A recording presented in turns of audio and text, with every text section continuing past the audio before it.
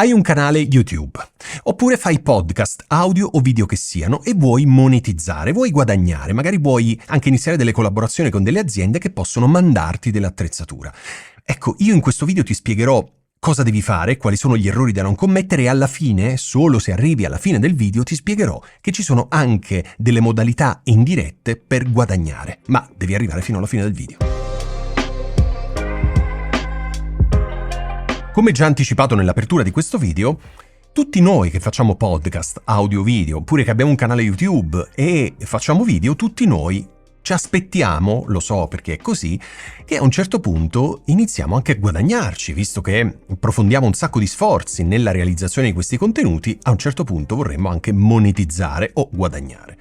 Quindi mi rendo conto che tutti noi speriamo che delle aziende ci contattino, magari per inviarci prodotti in cambio di review, magari per acquistare un piccolo spazio pubblicitario all'interno del nostro video o audio in caso di podcast o video, ma spesso questo non avviene. E quindi io sto provando dalla mia esperienza, che ovviamente con i podcast è dal 2015, con YouTube dal 2020 se non ricordo male, quindi non è questa esperienza gigantesca, ma sicuramente ho qualcosa da raccontarti viste le tantissime collaborazioni dirette o indirette che sto facendo. Quindi provo a raccontarti, ho buttato giù dei punti che ho qui sul mio telefono e che voglio condividere con te.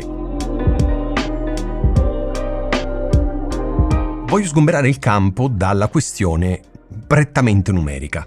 Non è vero che le aziende ti scelgono solo perché hai numeri enormi. Quindi immaginiamo che tu hai un canale con 100.000 iscritti, le aziende gli interessa fino a un certo punto questo. Cioè è un dato importante? Sì, ma solo se ci sono tanti altri punti a tuo favore. Ma se c'è solo quello, non importa a nessuno, perché per fortuna, dico io, le aziende sono diventate un po' smart, quindi sanno che ci sono software che vanno a vedere se quei 100.000 iscritti al tuo canale sono veri o meno, no? Quindi si possono vedere da dove provengono i like ai video, gli ascolti sui podcast, insomma si può vedere tutto. Come lo vedo io, è vero che io sono un professionista perché mi occupo di marketing e comunicazione da 15 anni, oltre che poi di produzione di contenuti, come ti raccontavo, quindi sicuramente sono un addetto ai lavori, però io credo che tante persone che stanno guardando questo video lo sanno già. Quindi non voglio dilungarmi su questo, ma se magari questa cosa è importante per te, chiedimelo nei commenti e facciamo un altro video su questo argomento.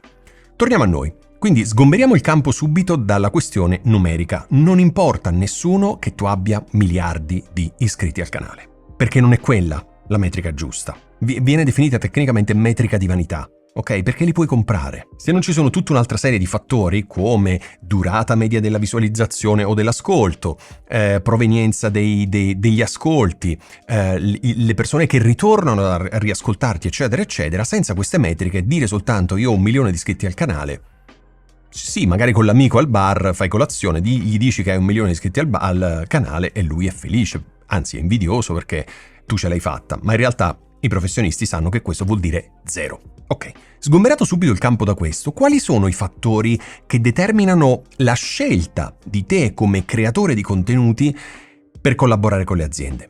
In primis, io ripeto, ho qui la mia lista perché volevo toccare tutti i punti che secondo me sono importanti, ma se per caso ne ho saltato qualcuno, se tu pensi che ce ne sia un altro importantissimo, fammelo sapere nei commenti qui sotto.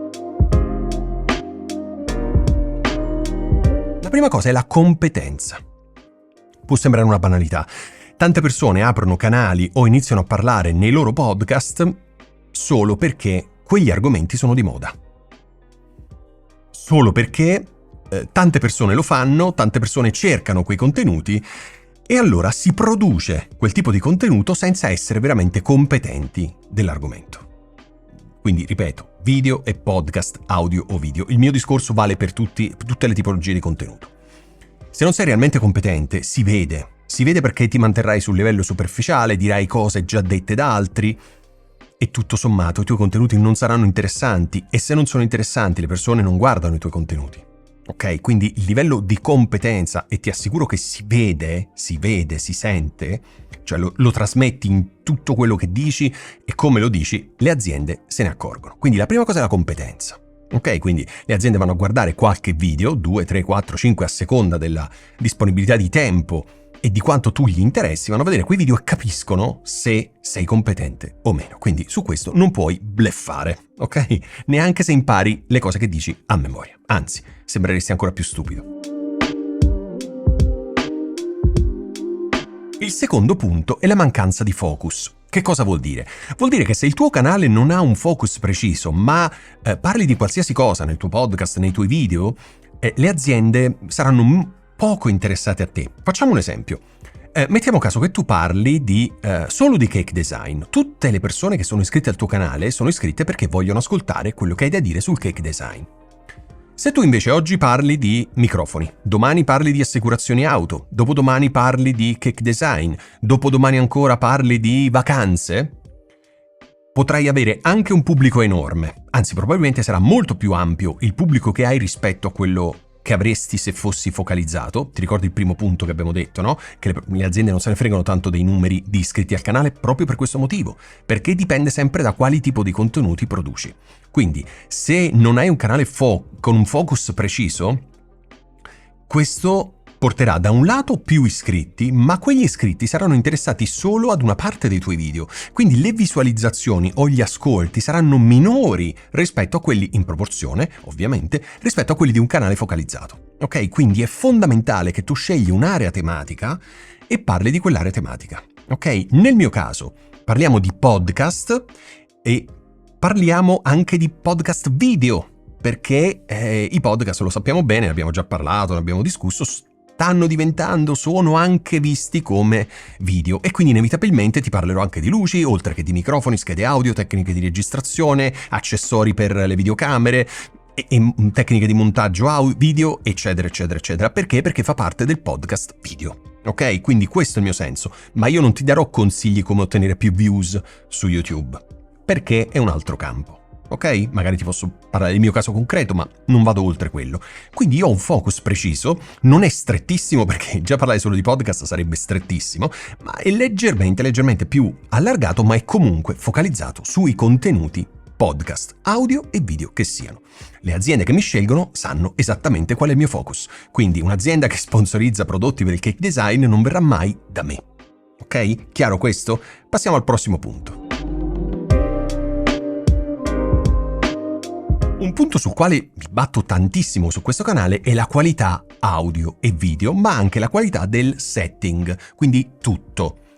Se il tuo audio non si sente bene, se il tuo video non si vede bene, se hai un setting dietro con un muro bianco o un setting, come dire, molto arrabattato, molto spoglio, non ti sceglieranno mai. Perché? Perché loro ti pagano in prodotti o anche in soldi, in denaro, perché? Perché tu produca un contenuto che sarà pubblicato sul tuo canale, ma verrà anche utilizzato da loro. Se si vede male, si sente male e il tuo setting, lo sfondo, insomma l'ambientazione non è delle migliori, non ti chiameranno mai, non ti contatteranno mai.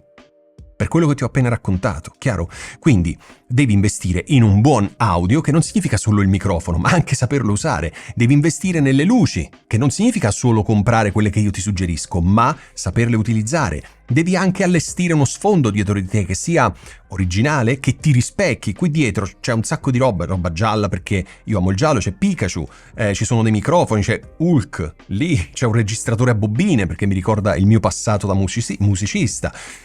Ci sono libri, microfoni, videocamere, sto guardando adesso, c'è di tutto. È tutta roba che mi rappresenta, quindi non ho messo oggetti a caso solo perché erano belli, ok?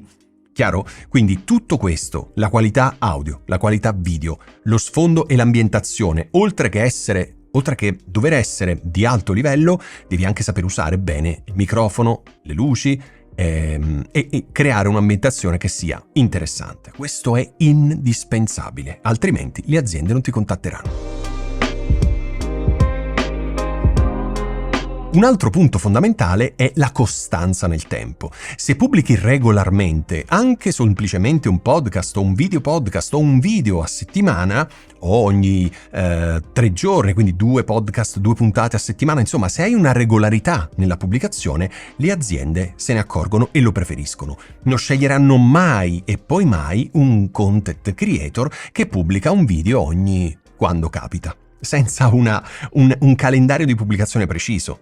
A meno che non pubblichi regolarmente una volta al mese, quel tuo video è fantastico, è un'opera d'arte, allora potrebbe essere, ma le aziende lo sanno bene che la quantità di contenuti prodotti a settimana è molto alta, quindi anche un video al mese non serve a nulla. Quindi non voglio dirti che per forza un video a settimana, ma devi mantenere una certa regolarità. Sul mio canale c'è sempre, da quando ho iniziato, 2020, un video a settimana, sempre. Nella maggior parte dei casi ce ne sono 2, o in alcuni casi anche 3, ok? Però almeno uno fisso, in quel giorno e a quell'orario, ok? Questo è fondamentale, quindi se non pubblichi con regolarità, non hai molte speranze di essere contattato. Come si fa a pubblicare con regolarità? Uno dei consigli più semplici, ma mi rendo conto forse anche più facili in senso negativo che si possono dare, è quello di crearsi un ambiente pronto alla registrazione. Che vuol dire? Vuol dire che quando io devo sedermi qui su questo sgabello e fare un video, accendo la videocamera, accendo il monitor, accendo il Tascam Mixcast 4, accendo la Godox ML60V, accendo la Godox SL60V, accendo 2 Godox che ho CL10, una su e una dietro di me, e basta, perché il microfono è connesso qui, e parto. Ora può sembrarti lunga questa cosa, ci vogliono 30 secondi. Tac, tac, tac, tac, tac, mi siedo, pronto. Premo il telecomandino e inizio a registrare. Immagina se io dovessi ricostruire ogni volta questo setup. Impazzirei, non avrei voglia di realizzare video, perché sarebbe troppo complesso. Mi rendo conto che non tutti hanno una stanza da adibire a studio, ma quantomeno dovresti cercare a quel punto di semplificarti al massimo il setup, anche semplicemente con una luce grande davanti a te, meglio una lanterna. Lanterna è un tipo di softbox che si mette davanti alla luce, quindi chiedimi informazioni se vuoi saperne di più. Una lanterna davanti grande che ti illumina te e illumina lo sfondo, il microfono, la videocamera, e hai risolto. Tutto questo anche collegandolo semplicemente a uno stativo solo, quindi puoi fare questo con le rotelle, magari te lo sposti, ingombra zero e sei velocissimo nella realizzazione dei contenuti video. Un altro errore è la mancanza di branding. Che cosa intendo? Il branding è tutto ciò che ti porta riconoscibilità. Quindi non solo, immaginiamo YouTube, l'immagine che si vede, l'immagine piccolina o l'immagine in alto sul tuo canale. Se pubblichi sui varie piattaforme come Spotify, Amazon, Google, eccetera, è l'immaginetta della singola puntata, oltre che poi l'immagine grande che è presente, diciamo, nella tua pagina del podcast. Non solo quello ovviamente è già molto importante, ma il branding è anche, possiamo dire questo, della tua unicità. Facciamo un esempio su di me. Non solo l'aspetto visivo, quindi la barba che mi contraddistingue da tante altre persone senza barba, perché immagino a parlare di podcast in Italia non siamo tantissimi in generale e probabilmente con i capelli rasati e la barba lunga non ce ne sono tantissimi. Non sono l'unico, ma sicuramente non ce ne sono tantissimi. Ma in più il mio modo di comunicare. Quindi come parlo, l'ironia, il dettaglio sul tecnicismo, la quantità di dettagli su me che ti racconto, insomma tutto quello che ti dico e che ti mostro fa parte del mio branding. Ecco, in questi casi le aziende possono sceglierti anche perché i valori che tu racconti e che tu rappresenti si sposano bene con quelli dell'azienda stessa e quindi ti scelgono perché sei in linea con i loro valori, ok? Quindi anche qui bisogna prestare veramente tanta attenzione. Un altro aspetto sono le collaborazioni già fatte. Ok, quindi immaginiamo che tu hai già fatto delle collaborazioni con delle aziende, ecco, più collaborazioni farai, più collaborazioni otterrai, perché ovviamente l'azienda X, vedendo che tu hai già collaborato con l'azienda Y e Z, sarà molto più invogliata, essendo magari quelle due aziende sue dirette competitor, sarà più invogliata a collaborare anche con te, perché se gli altri ti hanno scelto vuol dire che c'è un motivo. Certo, se parti da zero è un po' più difficile iniziare una collaborazione, perché andando sul tuo canale, andando a guardare i video, non troveranno nessun video dove parli di prodotti che ti sono stati inviati e quindi sarà un po' più difficile iniziare una collaborazione. C'è un lato negativo però in questo. Se magari sei all'inizio e accetti collaborazioni anche con aziende strane, ambigue, questo potrebbe rovinarti la reputazione. Non voglio, adesso non faccio nomi, però in diverse occasioni mi hanno contattato le aziende e quello che mi hanno proposto mi sembrava un po' strano, sia nel servizio, era un servizio veramente strano, secondo me al limite della legalità, e altre volte mi hanno proposto dei prodotti che non c'entravano molto col canale. Ti ricordi prima ti ho parlato di coerenza, no? Ok, di focalizzazione. Ecco, quando ti vogliono sponsorizzare, magari ti vogliono anche pagare per produrre un prodotto che non c'entra niente con te, non ha senso. Sì, tu dici, vabbè, ho un prodotto gratis. Ok, hai un prodotto gratis, ma ti stai rovinando la focalizzazione. Poi, se queste aziende, come ti ho raccontato prima, vendono prodotti o servizi che sono di dubbia qualità o che l'azienda non ha una buona reputazione, ancora peggio. Quindi devi essere molto molto molto attento in questo. Certo, se ti contatta l'azienda super famosa, ovvio che devi accettare subito, ma siccome ti contattano tantissime aziende, e ti posso assicurare che nel corso, soprattutto, allora ti racconto, con i podcast mi hanno contattato, hanno sponsorizzato alcune puntate del mio podcast aziende molto molto grandi. Il podcast era sul marketing, sulla consulenza in ambito marketing digitale. Mi hanno contattato aziende di strumenti molto importanti, strumenti a livello internazionale. Mi hanno pagato molto bene per sponsorizzare delle puntate. Col canale YouTube invece quasi sempre prodotti, in alcuni casi anche prodotti che c'entravano appena col mio canale. Ok? E ho sempre trovato il modo di farceli entrare. Quindi questo che cosa vuol dire? Vuol dire che devi iniziare a collaborare e soprattutto il mio consiglio è quello di non aspettare che siano le aziende a contattarti, perché ci sono troppi creator lì fuori e le aziende hanno solo l'imbarazzo della scelta. Magari se li aiuti, proponendoti tu, può essere più utile per te, ma attenzione, se non hai tutte le caratteristiche che ho elencato ai punti precedenti, non ti risponderanno o ti risponderanno picche. Ok? È fondamentale perché le cose che ti ho raccontato sono vere perché sono accadute a me e a persone che conosco che hanno canali YouTube da più tempo e che hanno a che fare con tante aziende che li sponsorizzano o addirittura li pagano per la creazione di contenuti. Bene, io credo di averti raccontato più o meno tutti i punti che secondo me sono importanti, poi magari ce ne sono anche tanti altri, un po' meno importanti. Ho cercato di condensare, per non fare un video lunghissimo, ho cercato di condensare quelli che per me sono più importanti, ma se tu pensi che ce ne siano altri o hai esperienze di questo tipo e vuoi raccontarle e condividerle, commenta questo video e io ne sarò felicissimo.